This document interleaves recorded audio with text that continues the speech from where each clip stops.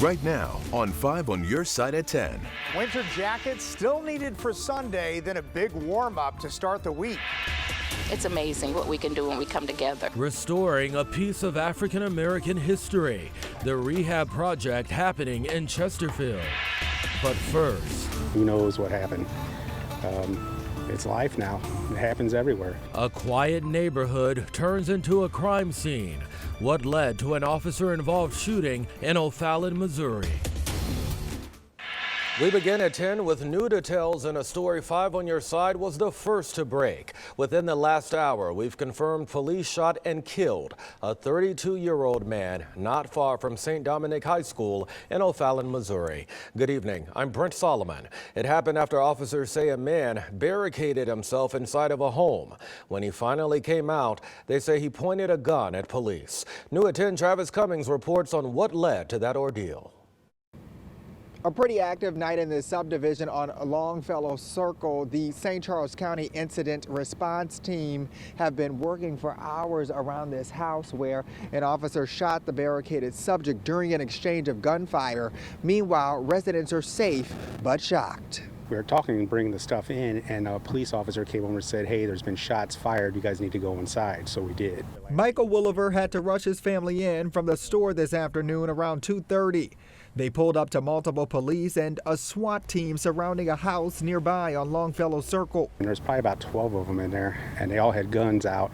And they drove down the street, and as soon as they went around the turn, the shots were fired. O'Fallon police were responding to a CIT call involving an assault just a couple of doors down. CIT means one or more of the parties is suffering from a mental health crisis.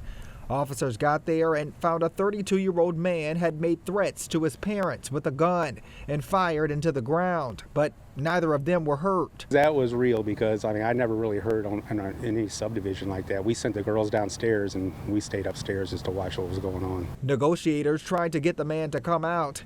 He did eventually, but with a weapon firing at officers.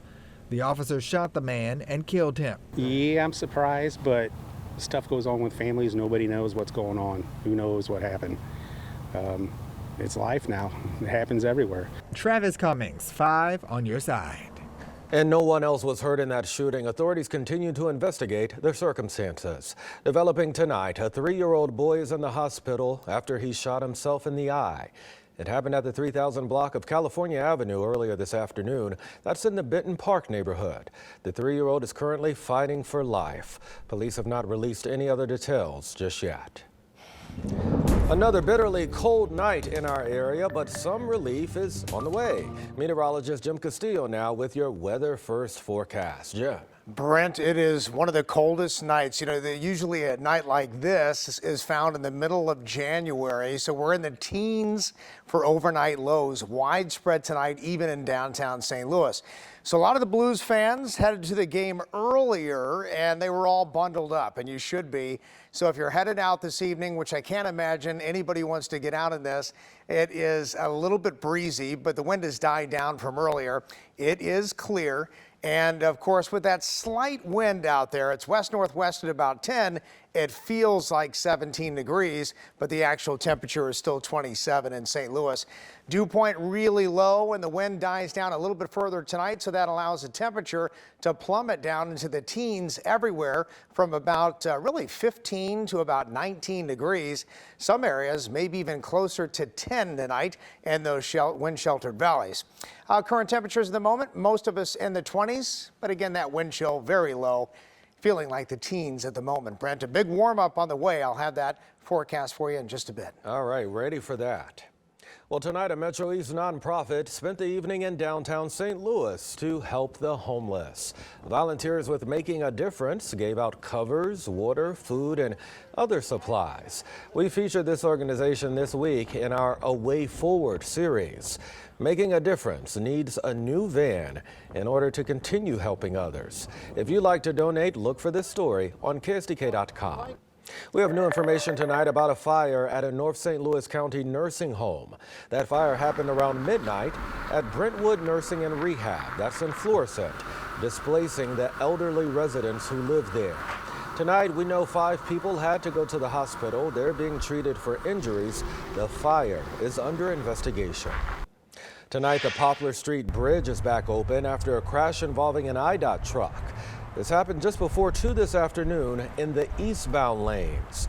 Illinois State Police say a car was speeding when it hit an unoccupied IDOT truck. The car caught fire.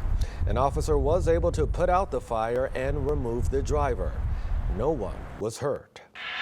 Today, an effort to revitalize a piece of African American history in Chesterfield. Volunteers from United Methodist Church of Green Trails went to the historic village at Faust Park to restore a 127-year-old schoolhouse. It was one of the few places where black students could learn. African School Number 4 is the name, and it is the oldest surviving schoolhouse in Missouri. The pastor explains what this project means. Being a black pastor at a white church in a predominantly white community, this has really helped me to find a connection with the community. And that's what I've been so longing for. No word when the project will be finished. It depends on the weather. Volunteers are hoping to have it done by spring in order to have a grand opening. Well, Winterfest has returned to Keener Plaza for its 7th year, and there's something for the whole family, from ice skating to s'more stations to igloos where the whole family can hang out. We spoke with a representative from the Gateway Arch Foundation who says opening day has been quite the success. It has been absolutely fantastic.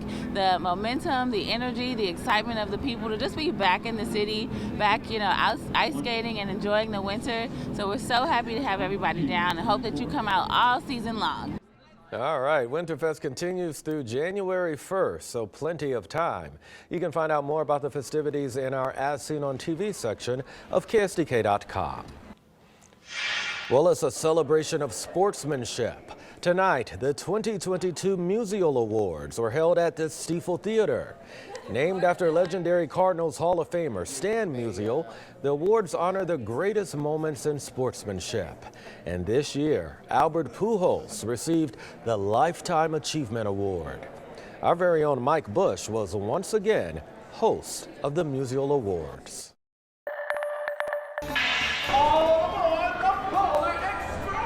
A popular holiday train returns to Union Station.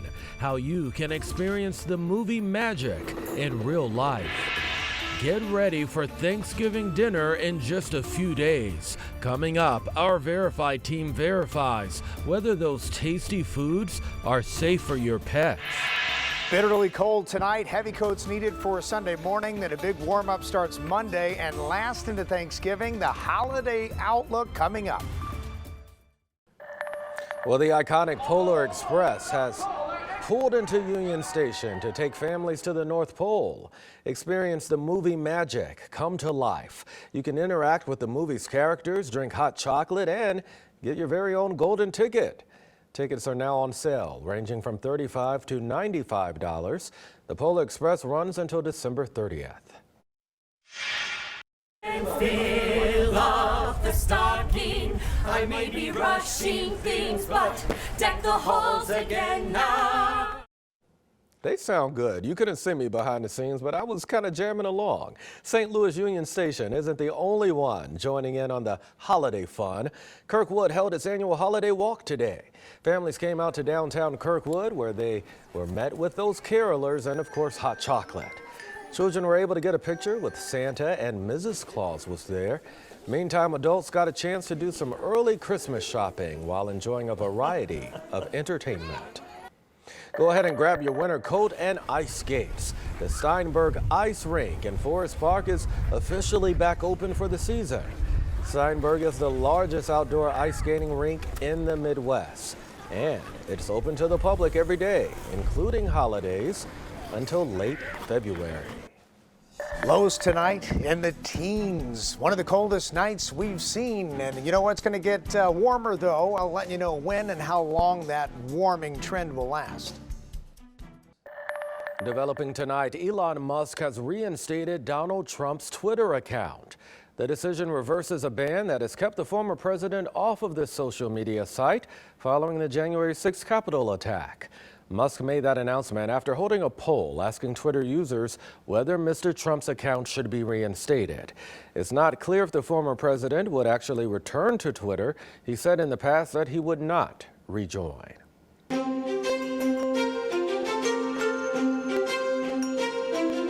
As we quickly approach the holidays, a warning to pet owners. Most Thanksgiving food may not be safe for your pets. Ariane Daytil with our National Verify team explains why.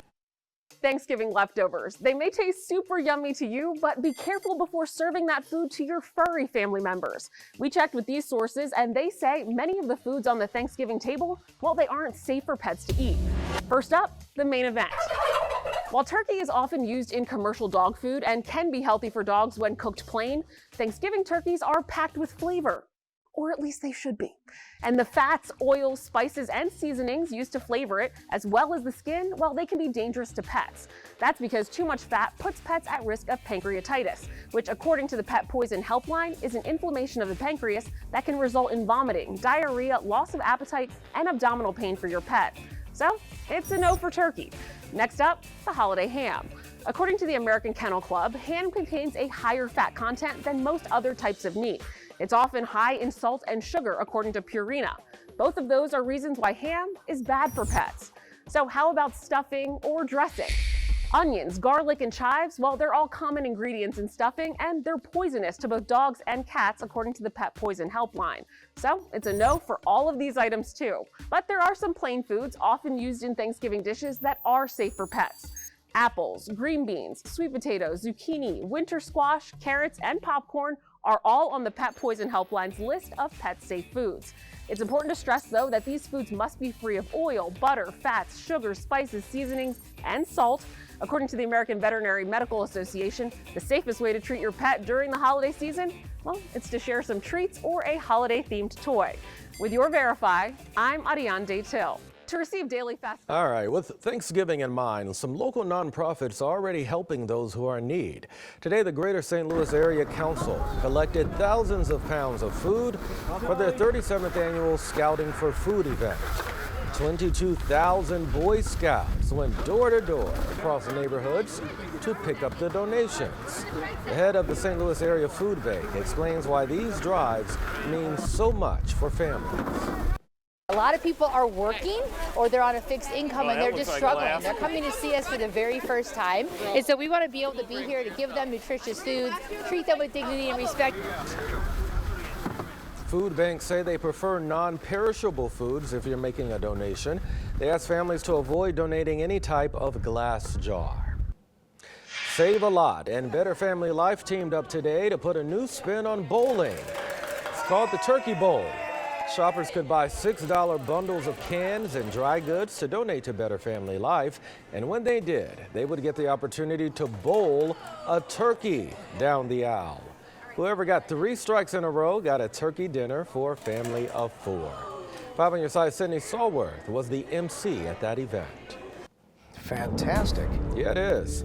Jim Castillo standing by with our weather forecast. But first, we want to talk about New York because, Jim, they're seeing some record-breaking snow there. They are. You know, some of the most amount of snow in a lake effect event that they've seen. So here we go. We've got Orchard Park, which is about 14.5 miles southwest of Buffalo, 77 inches. And I just looked and they're getting some more heavier snow now, and it should taper off tomorrow. But 66 inches in 24 hours is a New York State record. And that happened in this event. So let's check that out. So the radar shot, you can see Buffalo right here and then Orchard Park still getting in on that snow. We widen out the shot. These bands come off the lake, so that cold air rushes over the warm waters of Lake Erie and then create these bands of extreme snowfall. And that's been happening all weekend. Same thing, Lake Michigan, in fact, all the lakes, but here we go. Northern Indiana getting those bands and also southern portions of Michigan. So here it is clear and very cold. So that same trough of low pressure causing their snow event is causing that really cold air to settle into the region here. So wind chills right now in the teens and actual air temperatures by morning expected in the teens. And then we do begin our warm up tomorrow, starting it. But 39 for that high today, 21 for the low. Both are 15 degrees below average. 54 is the average. And high pressure, once it actually moves on to the east of us, which will happen later tomorrow, we'll start to get on the backside of the high. So tomorrow's still cold. High temperatures at about 40. Plenty of sunshine, southwest wind at 5 to 10. So a nice day and lighter wind. But that Arctic blast finally pushes on to the east of us, and there is a huge area of milder weather. In fact, really warm, actually, as you'll see in the 10-day forecast. And then also a little bit of a system coming in for Thanksgiving with a chance of some rain in here. And then most models indicate that it might not be as cold on Friday, but definitely colder back behind the system. It's cold tonight, though, 19 in St. Louis. And here we go, 10-day forecast showing temperatures in the 50s on Monday, plenty of sunshine, near 60 Tuesday and Wednesday, and dry days. Then on Thursday, a chance of rain and 53. And then the coolest day is Friday at 45, which isn't bad compared to what we've seen. And we rebound to near 50 next weekend. But most importantly, possibly some rain on Thanksgiving Day. Yeah, and it looks like not a big storm, but just enough. All right, very good. Yeah. Jim, thank you for that. You bet. We've got sports coming up next, and it's a great night for the local teams. The Mizzou Tigers and the St. Louis Blues. Frank Cusimano has all of the action next.